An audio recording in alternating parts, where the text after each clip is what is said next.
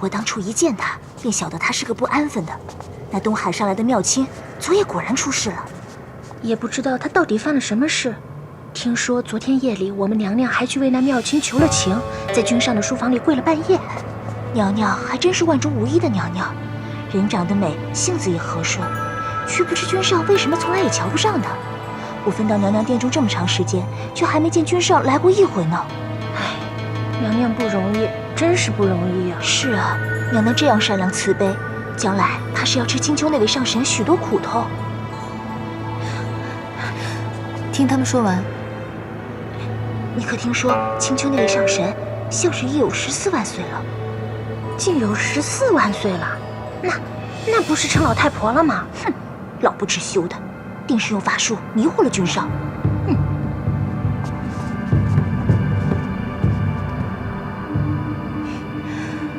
我依稀记着，这天宫里有一道规矩，是不得妄议上神，是不是啊？是。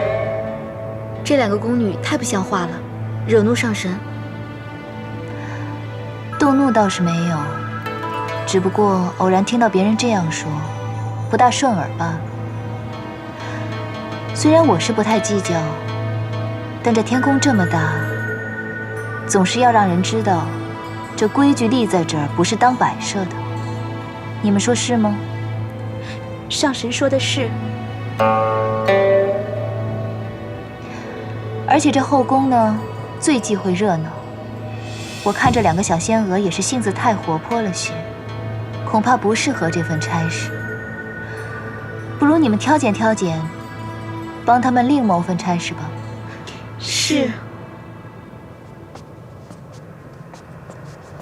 今日阿离也不在，我自己在这天泉也是无趣。你们在此候着吧，我去挑几本书来。是。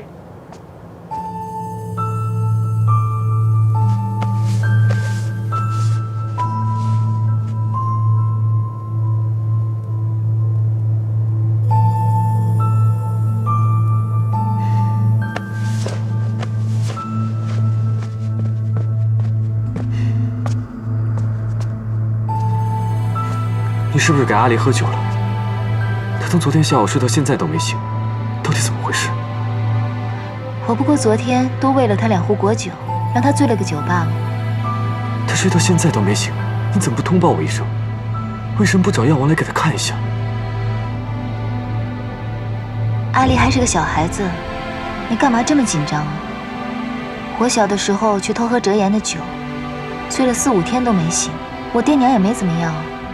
再说了，阿离不是个男孩子吗？你这么娇生惯养他，免不了长大了他要娘娘腔的。阿离不是你带大的，所以你就一直将他当成继子看待。如果他是你亲生的，你还说得出这种话吗？没错，老身自然生不出来这么一个活泼讨喜的孩子来。只可惜生了阿离的那位烈女子，已经跳下了诛仙台。老身师承昆仑虚，修的是逍遥道，自然没修得一副菩萨心肠，带不好你的阿离。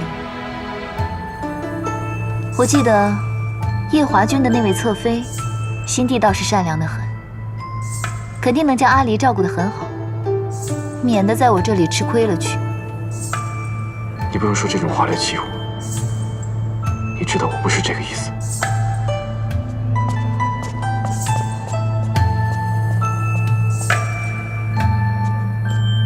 一大早就被2个天族的奴婢编排也就罢了，回来还要被天族的太子教训。我来此处是养伤的，又不是受气的。上神，上神可见到方才是谁从这院子里出去了？怎么了？慢慢说。上神责罚奴婢吧，都是奴婢的错。上神对小殿下这般好，就算是奴婢的主子再生，也会感念上神的。此番若因了奴婢，让小殿下栽在素锦娘娘手里，那奴婢就……你刚刚说团子栽到素锦手里，是什么意思？是奴婢着急了。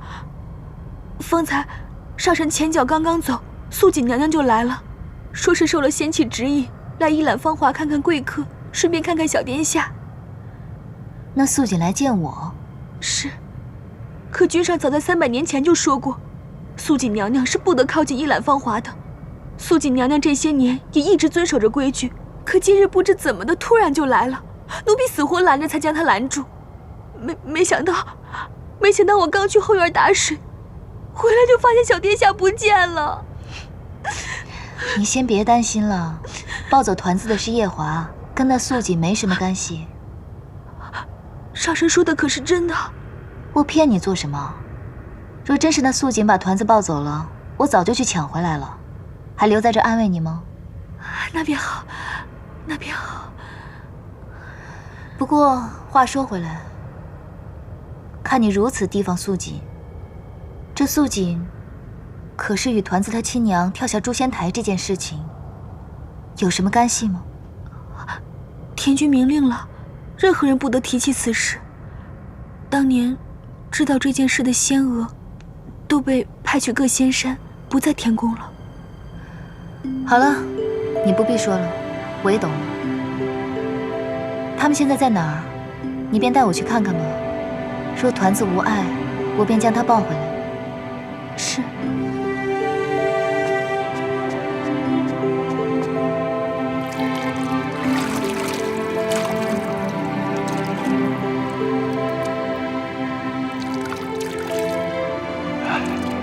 君上不必担心，小殿下只是酒量太浅，没什么大碍，在这醒酒汤里泡一泡，黄昏之前就能醒过来了。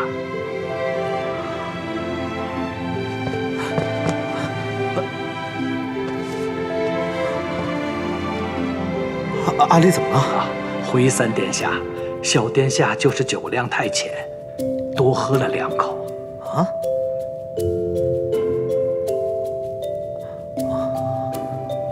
好，你先下去吧。是。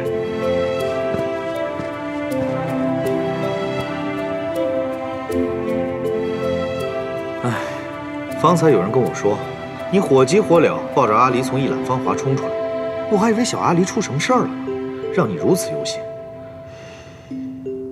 啊。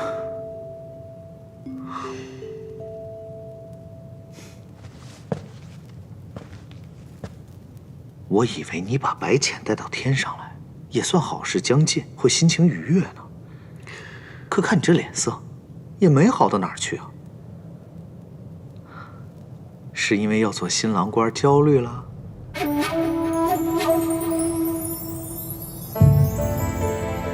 本君听闻，折颜上神亲自去了西海，为水君的大儿子诊病。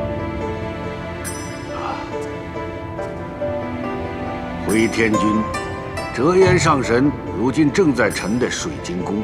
你真是好福气呀！当初夜华得了一场大病，多亏了折颜上神的医术，才保住了性命。看来你的大儿子很快就会痊愈了。谢天君奇言。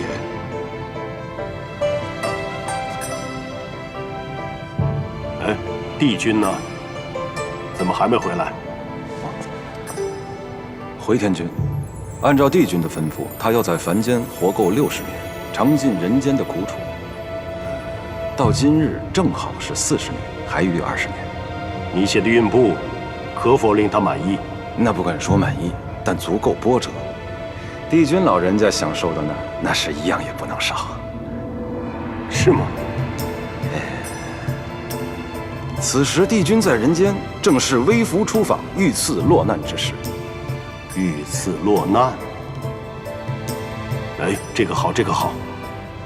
帝君天地共主时就从无败绩啊，这天上地下没有一个人敢得罪他。如今到了凡间，也让他尝一尝，什么叫遇刺，什么叫落难啊！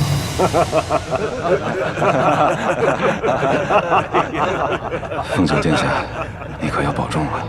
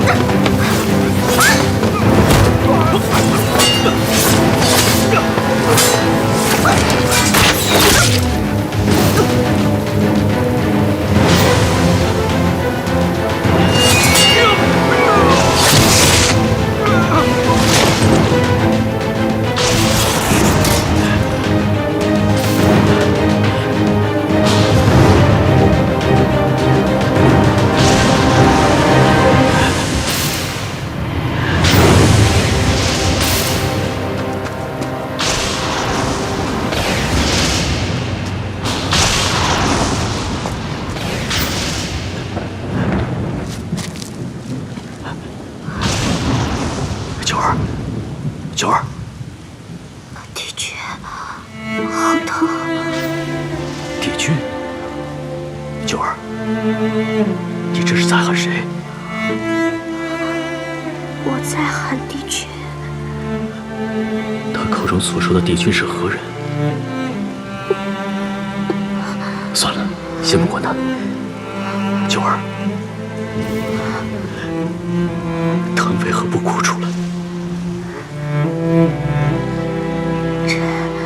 臣妾在未入宫之前，和家里的小姑姑关系最要好。姑姑每每会教育我，臣妾虽是女子，但是一定要不畏生死，护住想要守护的人。凤九，你是青丘帝姬，日后要承我帝位，守护我青丘一方子民，怎可随便就哭哭啼啼？九儿，朕就是要护住你的男人。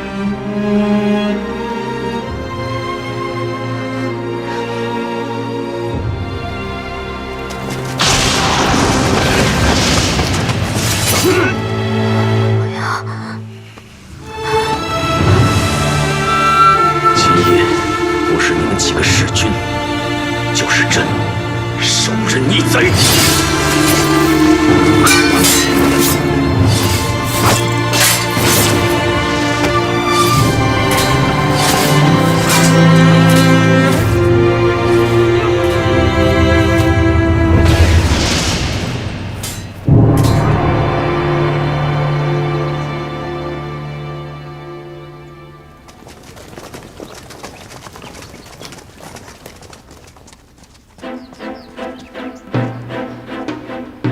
没什么奇怪，普通凡人。居然真的有命案！你，快去看看还有没有活口。是。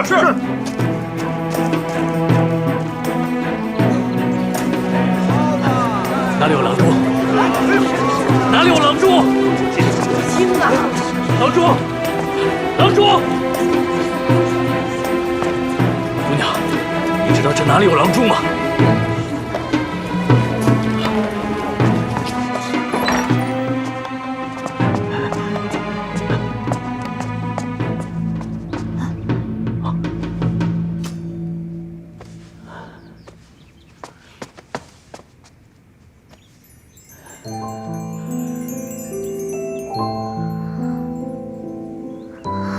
帝君，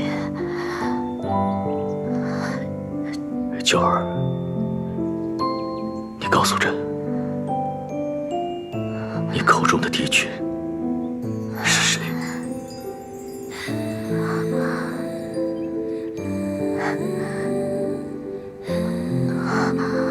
就是你啊，帝君。在你救我性命之日，我便喜欢你，喜欢你喜欢的要了命。帝君，你要答应我，无论如何都不要忘记这2年之约。2年之约，却是朕与九儿的。可帝君，莫非在九儿过去的家乡，会将天子称为帝君吗？九儿，别怕，朕一定会让你活下去的。活不活不重要，我只怕我这一死，你便会把我忘了。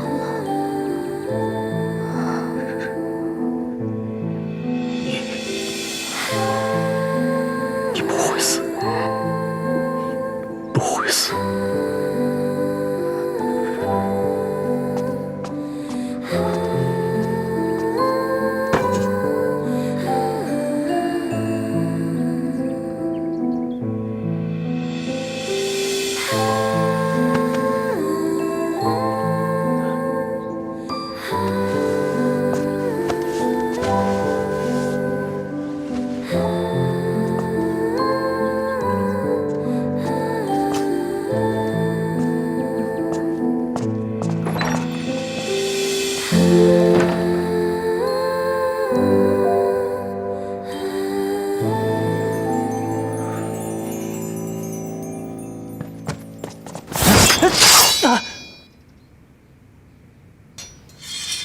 英雄，英雄，你可小心些，你这剑可不长眼啊！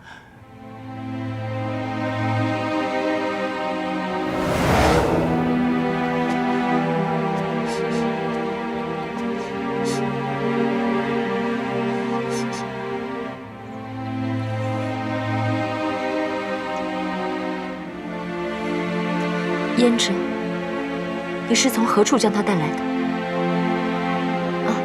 我在大街上看到他身受重伤，就把他给带来了。他是九尾狐一族的人。二嫂，你怎么会知道？九尾狐的人，就算我眼睛看不清，我闻闻他们身上的味道，便也认得。胭脂，他是不是年纪特别轻？不错。九尾狐年幼一辈，只有一个女孩，叫白凤九。我如果没有猜错的话，她就是白凤九，青丘白浅的侄女。白凤九，我离开青丘后，她才出生。虽然我没有见过她，但是我知道，青丘白凤九额间有一朵凤尾花。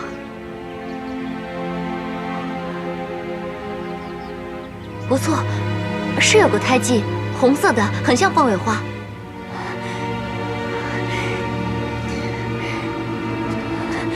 那你将他带来，是想借机对他如何？不是，二嫂，我并不知道他是谁，只是想替他疗伤，就把他给带回来了，却不知道他就是青丘帝姬。那正好，就算是你碰巧将他带来，就是他姑姑白起，因为憎恨我，亲手毁去了我的容貌。好，很好，今天老天将他送来。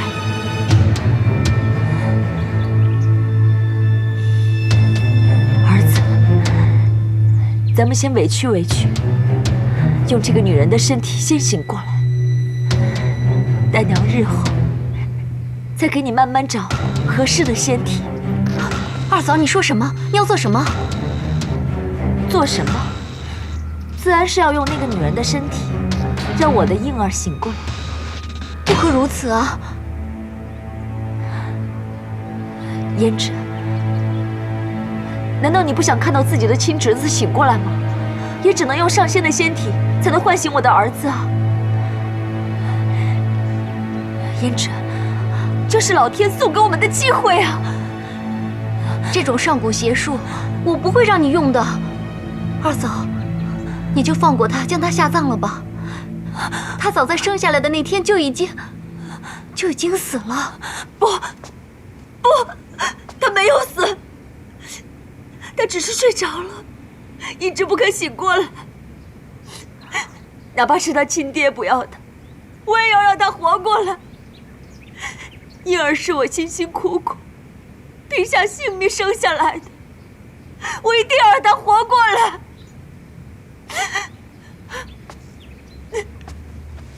二嫂，我本不想这么早和你说，可眼下也没有别的办法了。你可知道神之草？神之草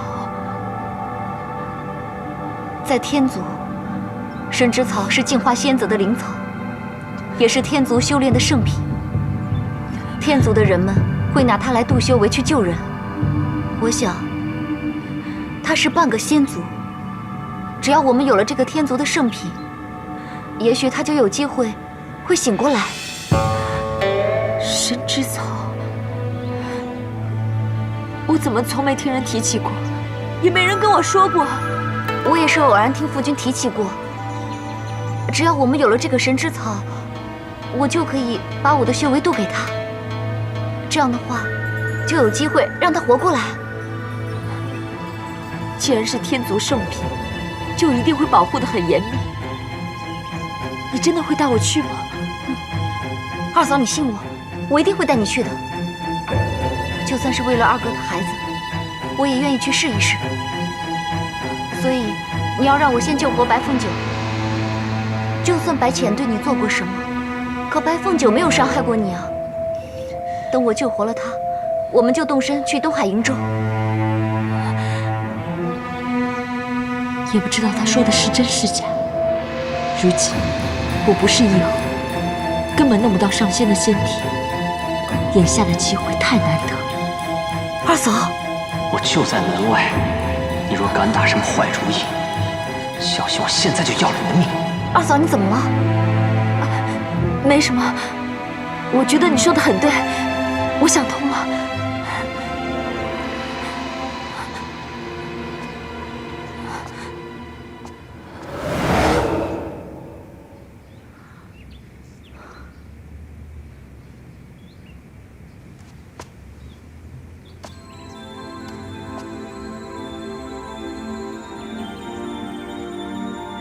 我是异界的公主，却无家可归，流落凡间。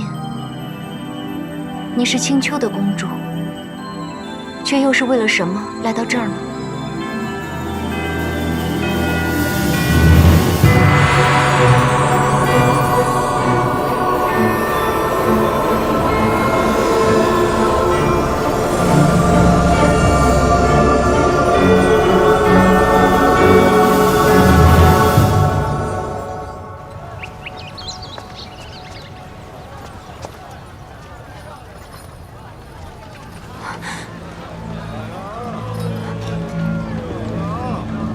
他说的可是真的？不可能啊！他怎么会这么好心？不，先不管他要做什么，只要跟着他，那个紫兰总有顾不到的时候。实在不行，我就拼死杀了他，让秦苍脱离东皇中封印。宝宝，只要你爷爷出来，他就一定会喜欢你，一定会救你的。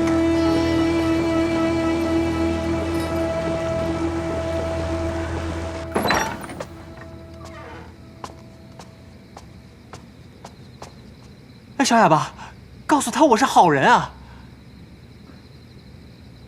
你夫人已经醒了，快过去看一下吧。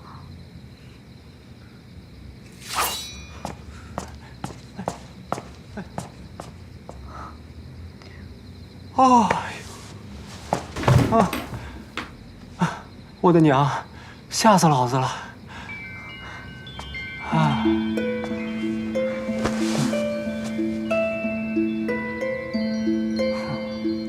你怎么来了？今日郊外发生命案，原本我是来查案的，后来听人说你带了一对浑身是血的男女回来，我放心不下你。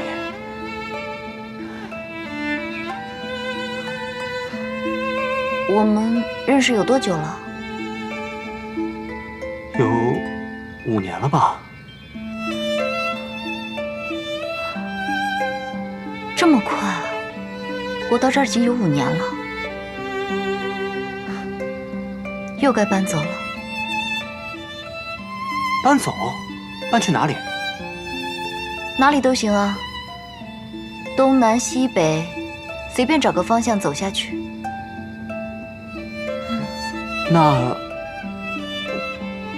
我陪你去。你陪我？你一个弱女子，总要有男人护着。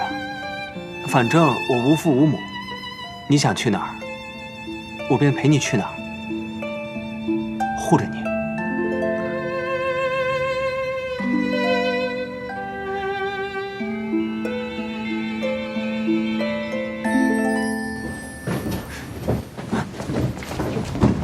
围起来！是。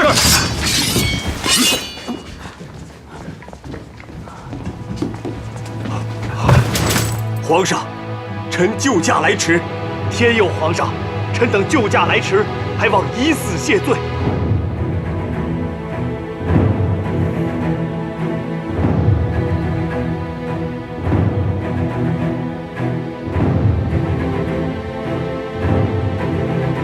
朕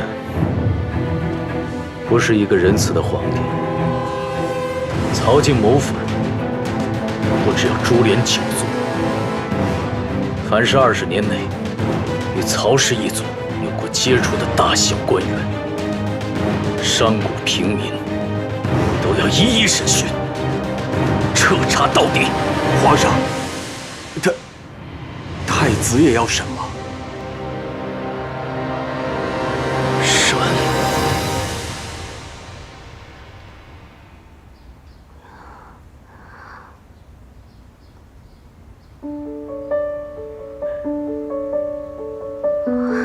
陛下，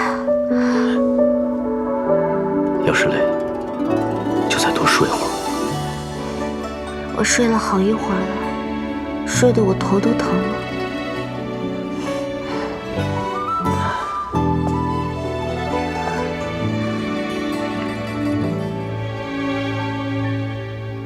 九儿，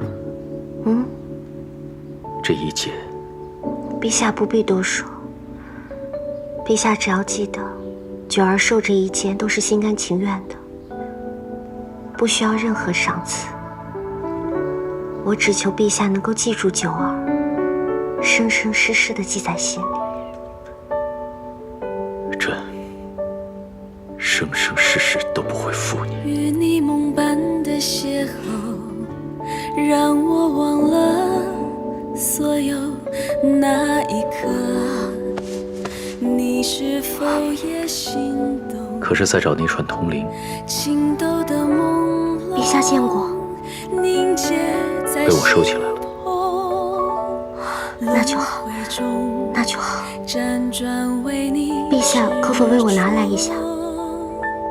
我看见你在等我，流光溢彩的灯火，你笑了，繁华已是无色。你给我的感动，也许前世的梦，就算短暂也为你。这是什么？这是伤你的那支箭。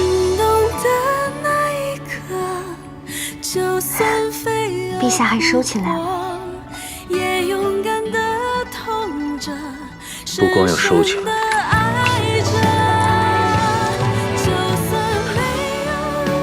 还要收一辈子。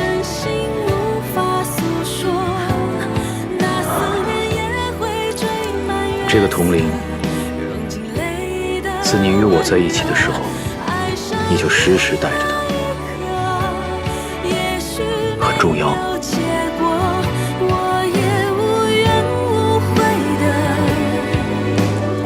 是一个对于我来说很重要的人送给我的。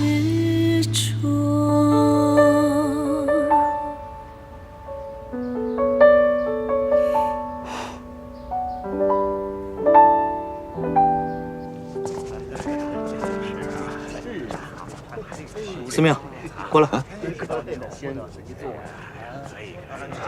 三殿下什么吩咐？听说东海的妙清被赶回去了。洗蜈蚣的事，小仙不清楚啊。天宫里的事有你不知道的吗？传闻啊，昨天晚上，那位公主在太子殿下的羹汤里下了催情药，太子殿下发现了，之后肃谨侧妃过来求情，就在此时碰见了青丘的姑姑。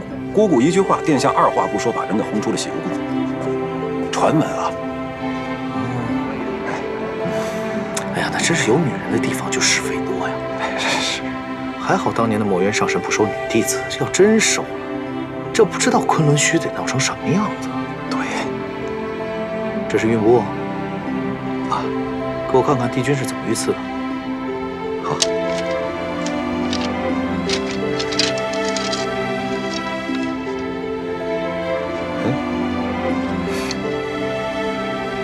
不对呀，怎么不对了？帝君遇刺的难是过了，可我这上面少了很多的字。你看这空缺，莫非是帝君身边出现了什么天族或异族的人？哎呀，那帝君如今安好便是呗，这些小事也不用理会。要是真的遇上什么人，那也是天定的，不是你我能管得了的。走吧。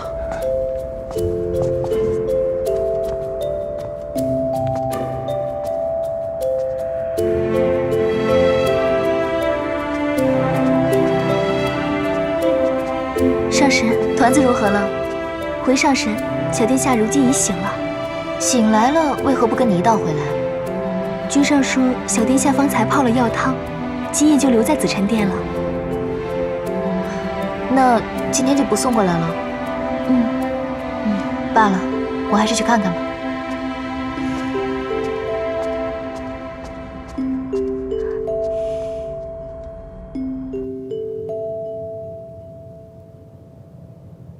说什么青丘女帝，还未嫁人的女人都不懂得学会照顾孩子。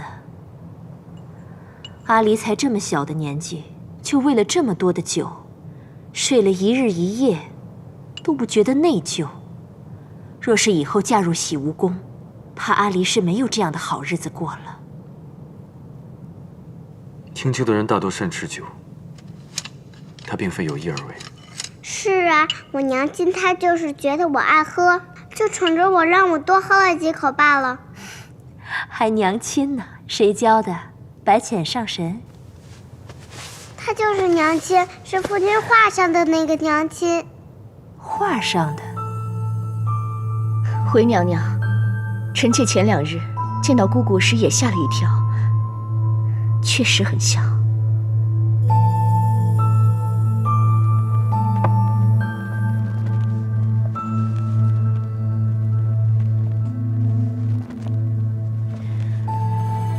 总想让你忘了300年前的事情。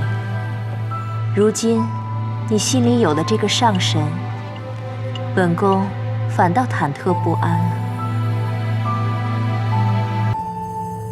夜华，你告诉娘，你是心里真有这位青丘白浅，还是把他当做那个凡人了？母妃多虑了。夜华的妻子，便是天君赐婚的白浅。而臣从未把她当作别人。那就好，那就好。你作为侧妃，于情于理都应该拜见一下这位上神。臣妾今日便去了。不巧，姑姑她去了上清境天泉，明日一早，臣妾便再去一趟。好。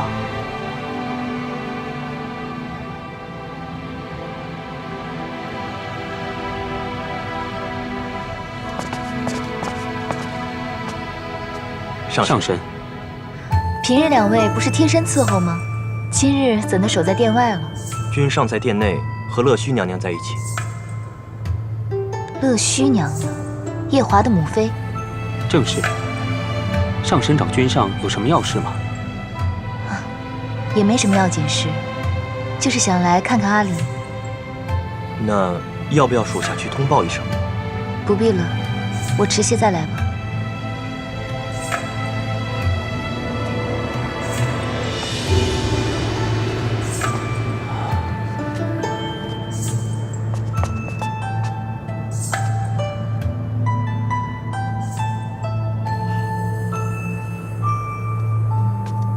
母妃您真是总是取笑臣妾。你都嫁入洗梧宫300年了，肚子还没什么动静，我不该问问吗？娘娘，这事又不是臣妾说了算。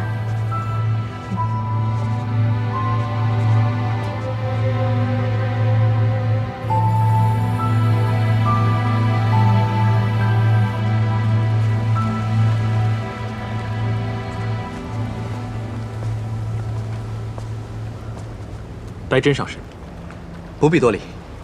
折颜可在里处？上神从昨夜来，就一直守在大哥身旁。他从不会因此乱了方寸。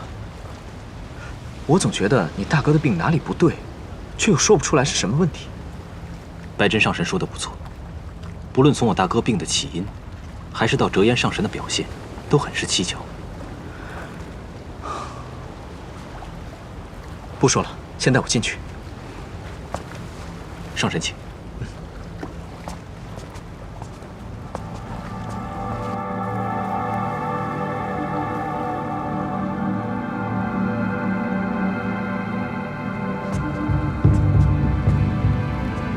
上神，从昨夜来你就从未休息，可否需要我吩咐下去，准备休息的房间？不必，我已经有法子救他了。稍后我会离开几个时辰，回来的时候会带一位使者，负责调养你兄长的身子。多谢上神，多谢上神呐！小儿病了600多年了，终于有得救了。可否请你们回避一会儿？是。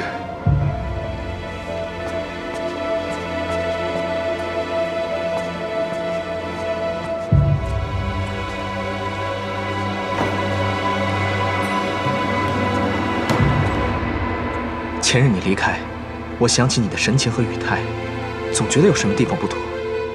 现在你又让他们都下去，难道你是有什么要紧的事要说？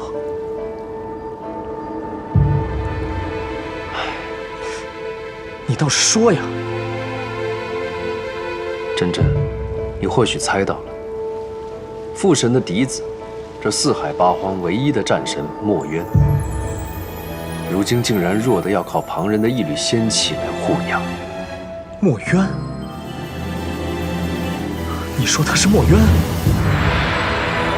是他，也不是他。墨渊就在这里，他在西海已经600年了。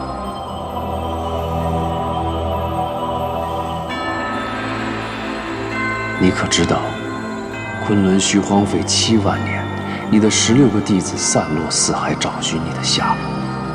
你可知道，你的小17为了保住你的仙身，每日1碗心头血，养了你足足7万年。墨渊，你终于回来了。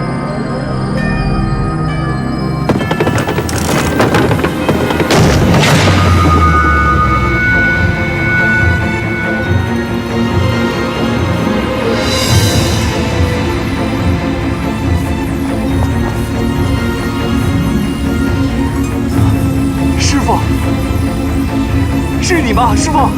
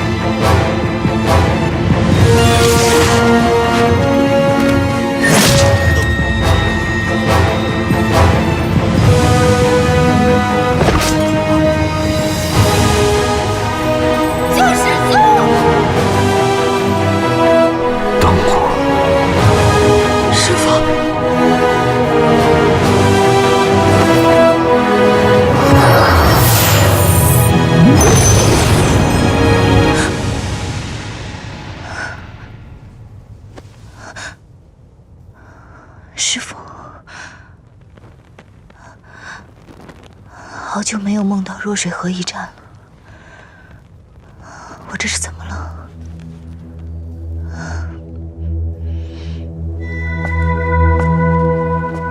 我还是不敢相信，墨渊他真的回来了。真真，你先在这里守着，我去将小舞带过来。你要去告诉小舞？这是他师父，他用心头血喂了7万年的人，他判了7万年的人，我当然要立刻告诉小舞，让他马上来。不行，你不能就这样去。你的意思是，夜华？对，我就是害怕夜华会多想。你要记得，他是天族太子，如果他知道自己的未婚妻这样对待别的男人，就算那个人是他的恩师，这也不妥。可夜华早已经知道墨渊的存在了。大紫明宫一战，就是他将小舞和墨渊给救出来的，你忘了吗？这不一样。就算他见到墨渊的仙体，也肯定知道墨渊已经魂飞魄散了。可如今墨渊的元神就在这儿，总有一天是要彻底返回昆仑虚，重振天族的。这可不同。此时的墨渊对他来说，是一个真真正正活着的人。你说的倒也不错。看来我让小舞知道之前，得去和这位天族太子见一见了。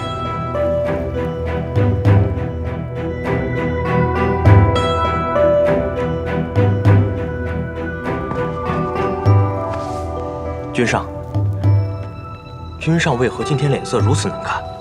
无妨，何事？哦，折颜上神来了。折颜。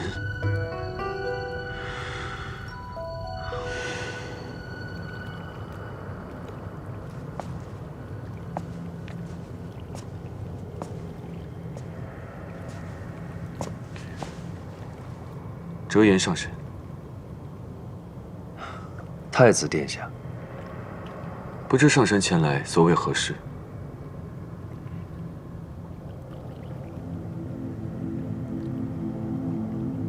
墨渊要醒了。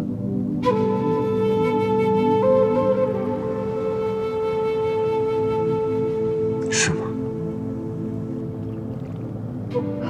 太子殿下难道就没什么想说的吗？没有。只是不知道什么时候能够醒。他如今借了西海大皇子的身体，正在慢慢的恢复元神。照眼下估计来看，大概还要7、8千年左右才能真正的回归到仙身。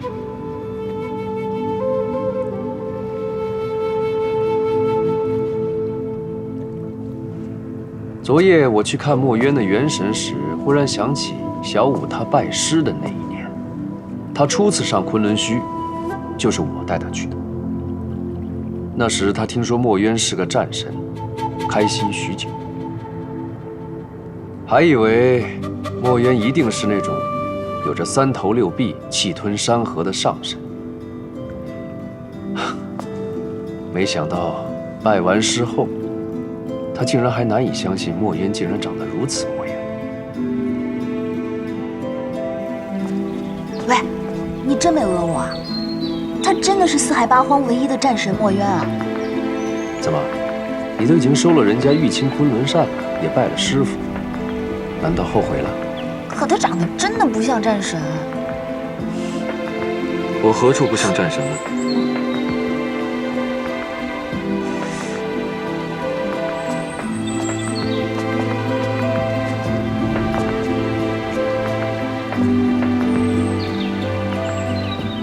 师傅，你生得如此秀气，像极了戏折子上那种与凡间小姐在后花园私会的小白脸，如何提得起轩辕剑呢？你是回视我像小白脸？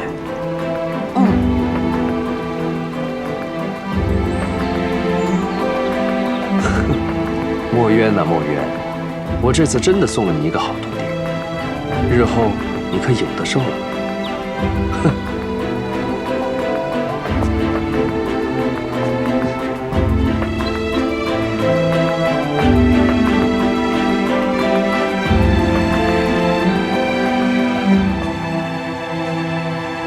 只是一时感怀，太子殿下不要太介意。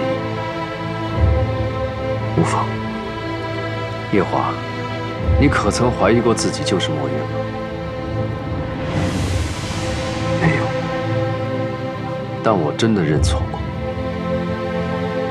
甚至于到昨晚上都还在恍惚呢。我要去找小舞了。上神，请留步。可有什么法子能让墨渊上神早日醒来？太子殿下竟如此想让墨渊早醒吗？只是先前这7万年来的夙愿。莫渊上神早醒一日，先前便能稍等一天。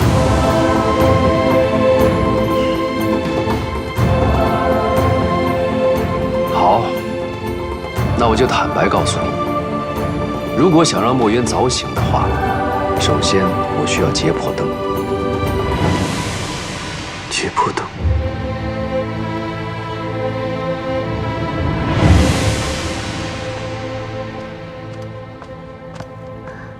上神醒了。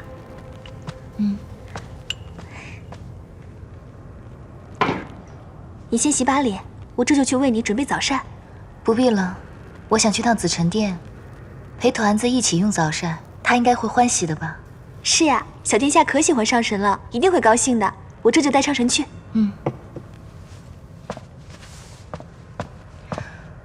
罢了，我还是去上清境吧。上神怎的不去陪小殿下了？毕竟不是自己亲生的，稍有怠慢又要被人批评，还是避避嫌吧。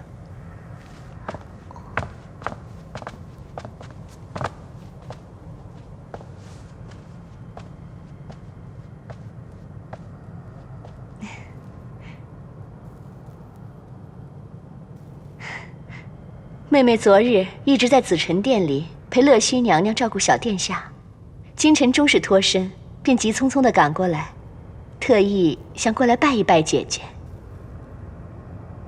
你既然这么急着来拜我，为何昨日初见时不拜，现在才拜？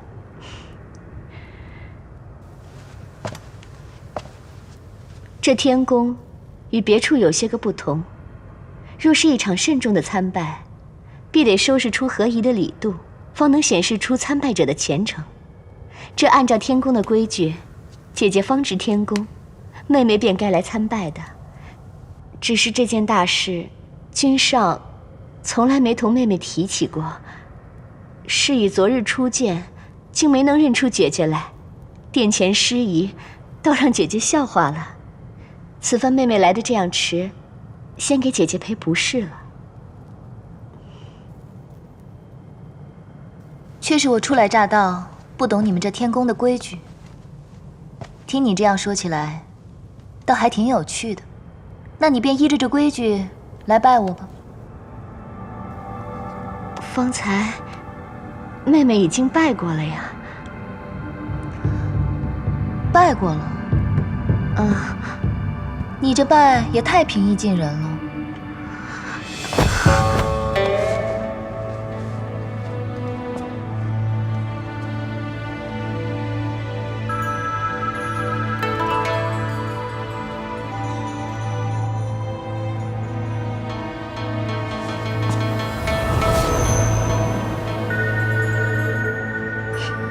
你这又是做什么？方才那一拜，妹妹是依着侧妃拜正妃的规矩；现在的这一拜，却是要拜恩人。姐姐这几个月来对阿离的照拂，妹妹实在是感激不尽。阿离打小便失了母妃，因着姐姐的容貌，错将姐姐当成自己的娘亲。如此失礼，还望姐姐你能多担待些。担待倒不必，我很喜欢她。君上对阿离的母妃用情很深。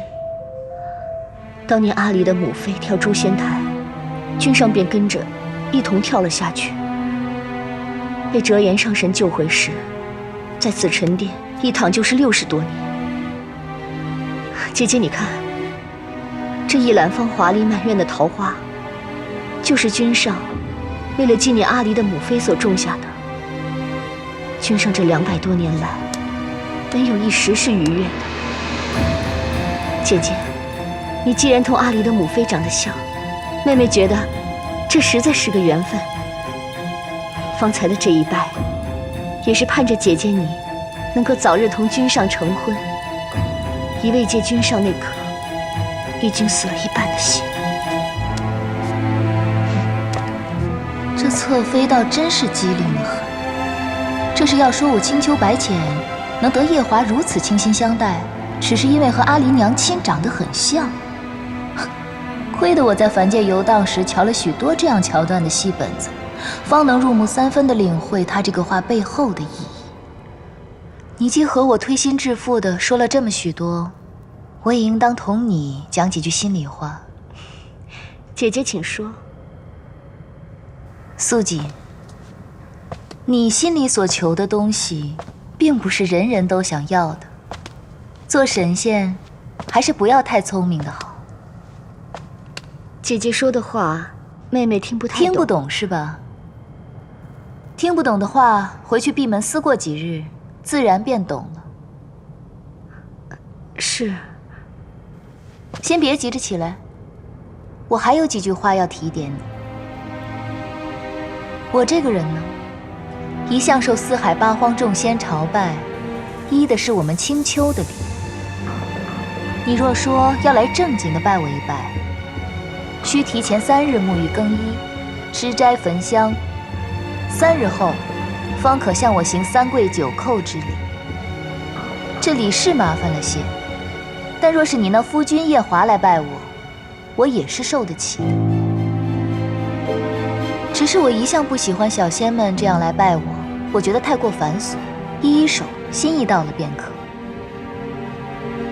所以你下次若是说来正经的拜我，还是行我们青丘的礼了，不必跟我提天宫的规矩了。都是妹妹疏忽了。再者，我阿娘之前并未给我添过什么妹妹，你年纪轻轻叫我一声姐姐，叫得我心里不太舒服。所以你还是跟着规矩，叫我一声上神吧。上神，你退下吧。是。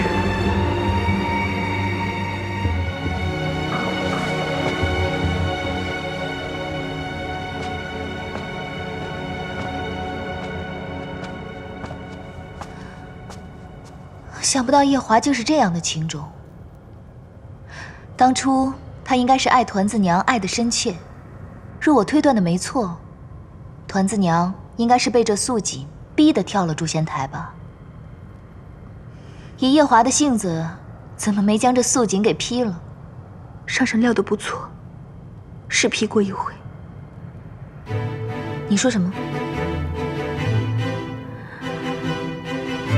那时君上方醒过来，身上不济且万念俱灰，没有一丝活气息，整日只一个人关在殿中，连小殿下也不理。可不过2个月，天君便令一顶轿子将素锦娘娘抬进洗梧宫。那一日，君上将一把冷剑刺入她的胸膛，天君及时赶来，将她救了回去。后来，她由天君保着，成功入了洗梧宫。君上一直把她当成养着我家主子眼珠的一个罐子罢了。眼珠？他那双眼珠，便是从奴婢命苦的主子身上偷来的。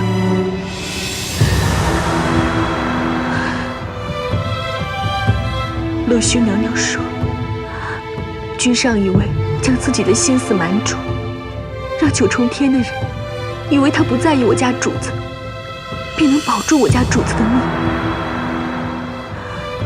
可他的心思瞒住了天上诸位神仙，也让我家主子心灰意冷，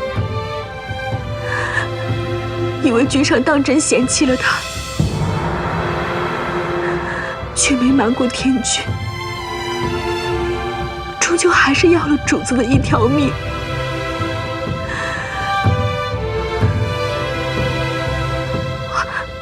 奴婢失言。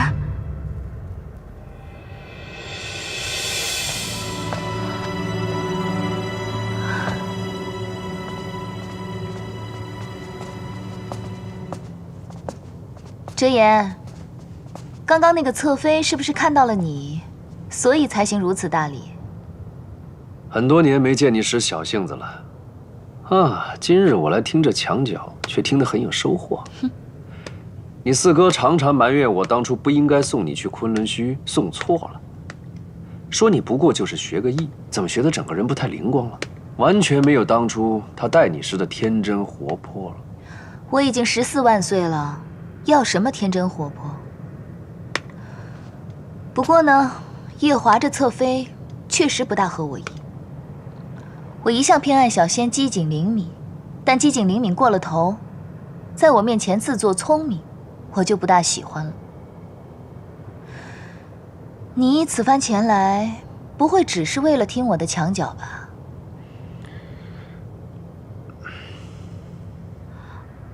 奴婢先去上清静，后着上神。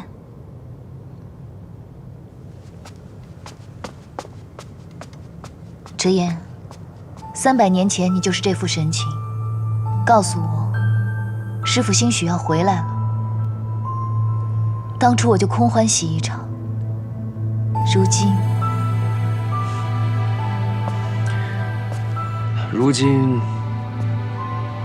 我告诉你，墨渊真的要回来了，你也不急吗？你当真不是在骗我？丫头，这次绝对不是骗你的。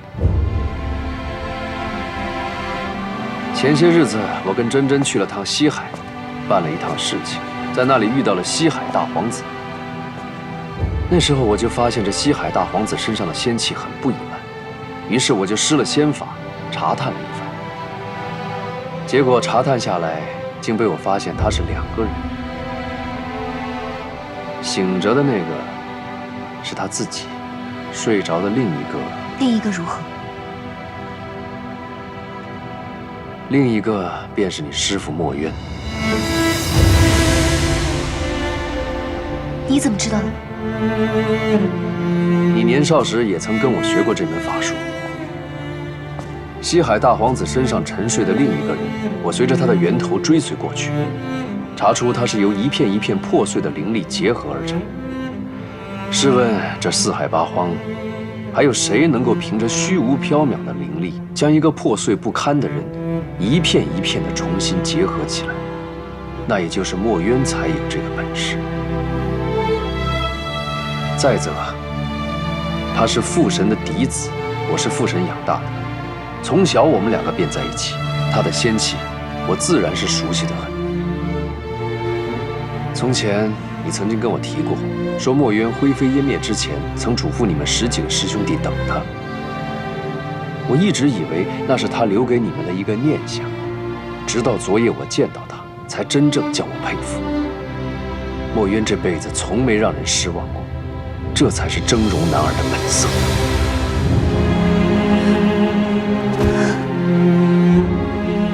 师父，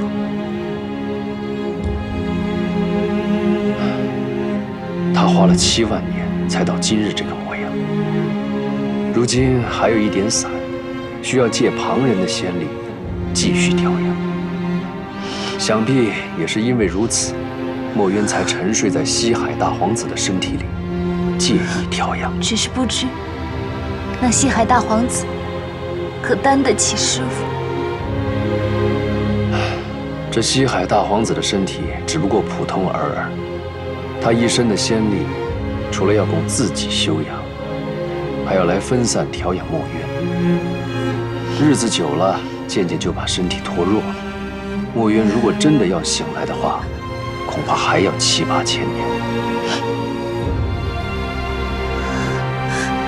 只是，这师父为何要挑大皇子？墨渊选择西海大皇子，自然有他的道理。我还记得这西海大皇子年幼时曾经欠下墨渊一个恩情，此番就当是他报恩吧。何况这西海二皇子本来就是你大师兄，就当他哥哥替弟弟报了师恩。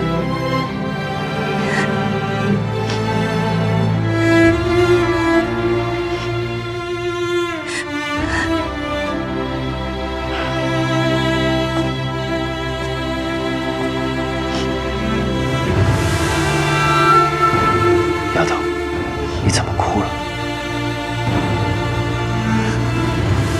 这件事情我心心念念了7万年，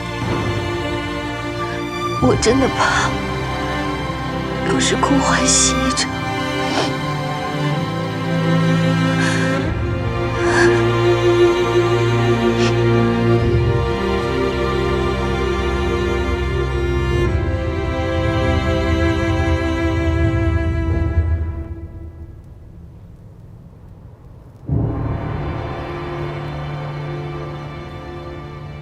方才你恨不得捏朵云彩，立即奔向西海，怎么眼下又如此磨蹭呢？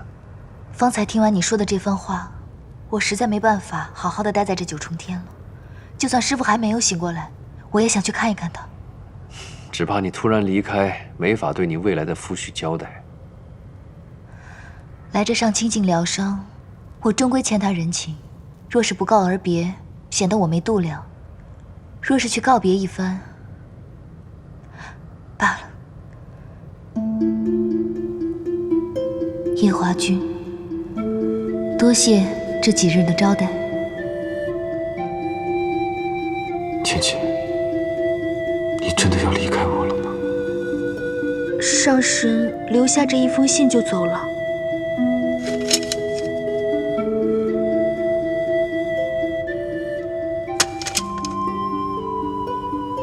他可还有什么话吗？一句话也没有，看上去应该是家里出了什么要紧事，红肿着一双眼睛，也来不及看眼小殿下就走了。去吧。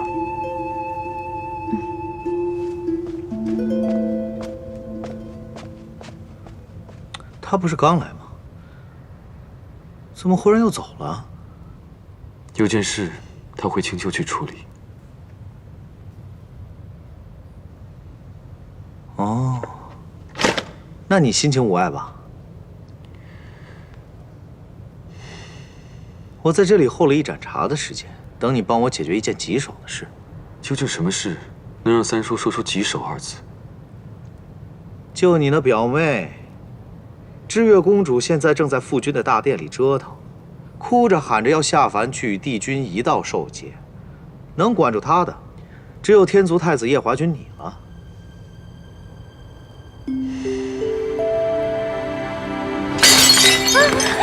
我都摔了这么多东西，你们还不放我下凡历劫吗？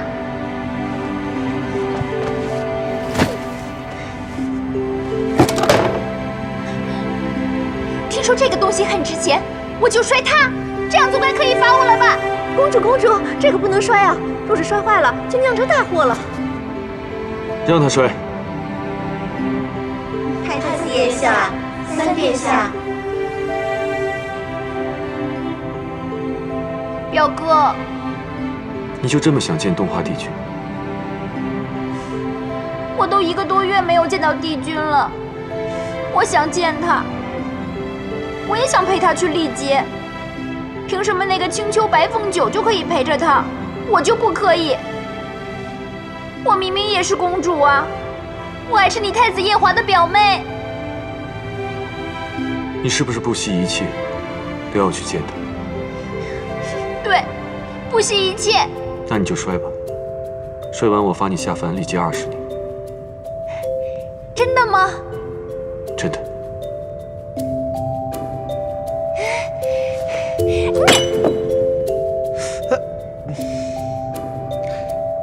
我不是让你来劝这小丫头的吗？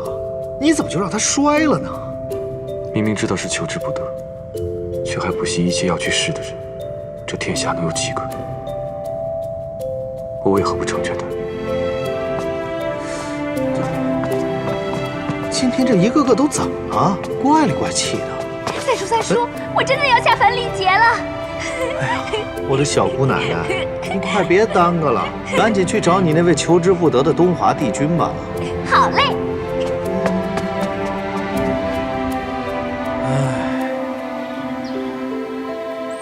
小殿下，再耽搁不得了。如今2年已过，帝君对你更是视若珍宝，一颗心都放在了你身上。这几日你就要想个法子，将帝君的心伤透，让他老人家的情节顺利过去，这才能让你早早回到天宫啊。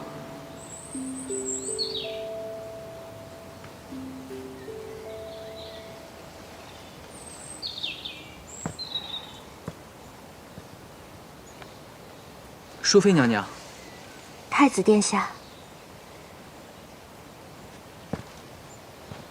娘娘为何愁容满面的？太子殿下看起来也不太高兴。自师父走后，我常常想起他的教诲。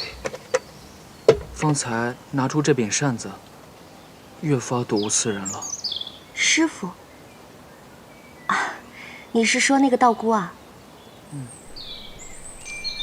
姑姑收的这个徒儿还真不错，到了今日还在念着他。殿下可否借这把扇子给我一看？啊，好。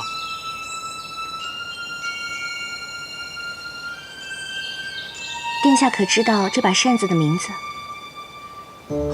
师父临行前只将此扇留下，并没有多说什么。太子殿下的师父曾在宫中也与臣妾闲聊过，他说过这把扇子的来历。此扇名叫破云扇。破云扇？昔日绍兴还是青丘狐狸洞婢女时，姑姑曾将此扇交与她防身。虽然如今已与绍兴断了主仆情分，却又将此扇送与绍兴的亲生儿子。看来姑姑心里是原谅他了，真是个口硬心软的人啊。此扇乃神器，还请太子殿下妥善保管。神器？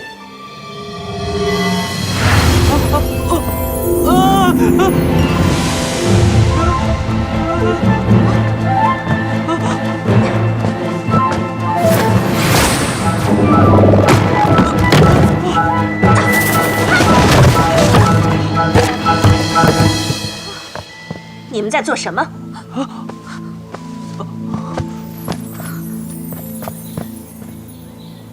我扇子，扇子，太子殿下一时没拿住扇子。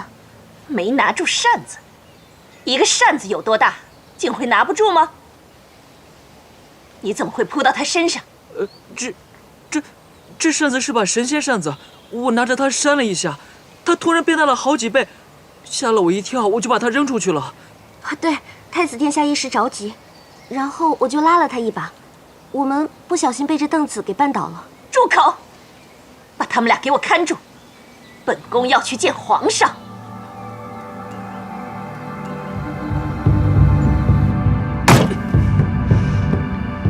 住口！陛下，臣妾说的句句属实。方才臣妾与众嫔妃经过御花园，当真看到陈淑妃与太子抱在一处，还狡辩说这扇子是神仙扇子，拿着扇子扇了一下，这扇子就变大了好几倍，还说太子殿下一时没站稳，就把扇子扔了出去，陈淑妃却拉了太子殿下一把，就被凳子绊倒了。陛下，这扇子就在你面前，哪里有什么特别的呀？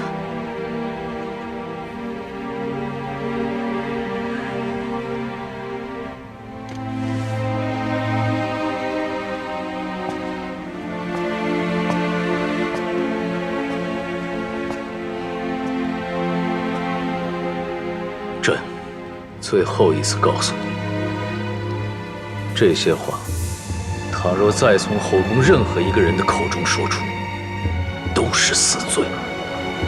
你也一样。没有陈淑妃替朕挡了那致命一剑，朕早已丧命。她待朕之情，远胜过你们这些后宫争宠的女人。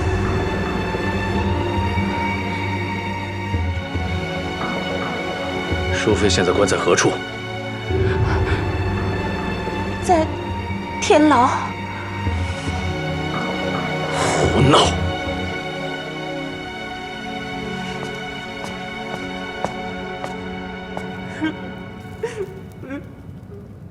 父王，父王，你要相信我，儿臣是冤枉的。父王，儿臣冤枉啊！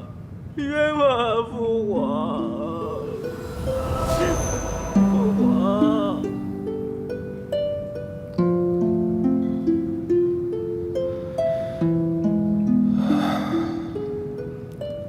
只要你认了和太子私通的罪名，对帝君的打击是可想而知啊。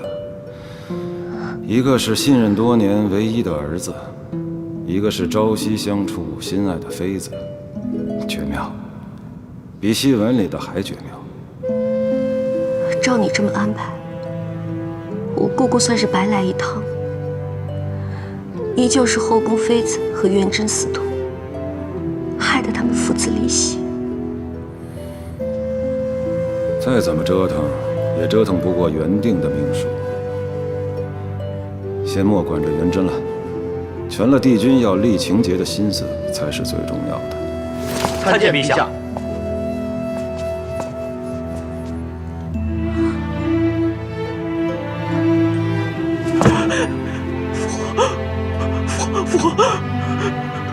元贞是冤枉，儿臣冤枉。开锁。是。小殿下，切莫心软，否则回了九重天，帝君要怪罪你我的。